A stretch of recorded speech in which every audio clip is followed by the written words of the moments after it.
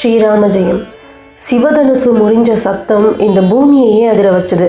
அந்த சத்தம் தவ வலிமையால் உலகத்தையே நடுங்க வைத்த பரசுராமரோட காதலியும் எழுந்துச்சு.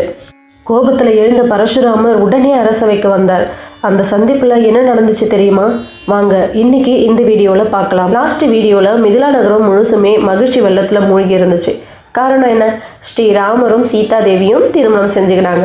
அவங்க மட்டும்தான் திருமணம் செஞ்சுக்கினாங்கன்னா இல்லை, அதே மாதிரி லக்ஷ்மணன், ஊர்மிளை, பரதன், மாண்டவி, சத்ருக்னன், ஸ்ருதகீர்த்தி இவங்களுடைய திருமணமும் ரொம்பவே சிறப்பாக நடைபெற்றுச்சு. வேத மந்திரங்கள் முழங்குச்சு, மலர் மழை பொழிஞ்சுது. மன்னர் ஜனகரும் மன்னர் தசரதரும் ரொம்பவே சந்தோஷத்தில் ஒருவர் வாழ்த்துக்கிட்டாங்க.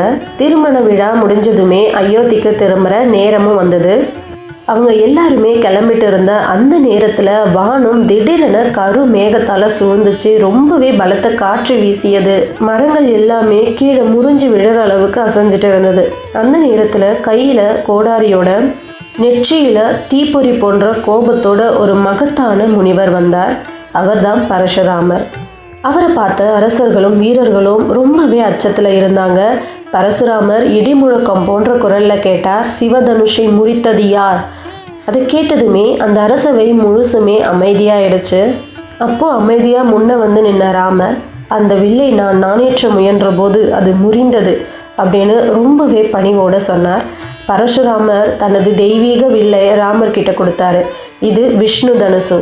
நீ உண்மையிலேயே வீரன் என்றால் இதற்கு நாணேற்றி காட்டு அப்படின்னு ஒரு சவால் விட்டார்.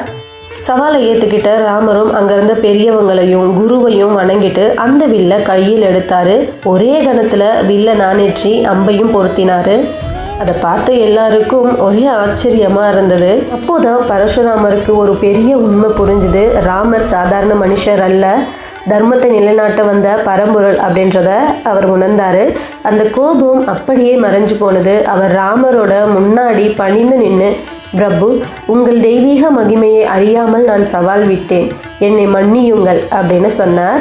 ராமரும் சிரிச்சுட்டே அவரை ஆசீர்வாதம் பண்ணார். பரசுராமர் எல்லாரையும் வணங்கிட்டு அவருடைய தவ வாழ்க்கையை தொடர்றதுக்காக திரும்ப போயிட்டாரு.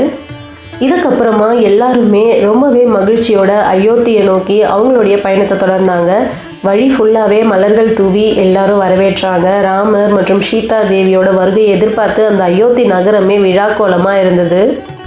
ஆனால் அவங்களுக்காக விதி இன்னொரு பெரிய சோதனையை தயார் செஞ்சு வச்சிருந்தது. அது என்ன? அடுத்த பகுதியில் கைகையோட 2 வரங்களும் ராமரோட வனவாசமும் பார்க்கலாம். ஸ்ரீராம ஜெயம். நன்றி.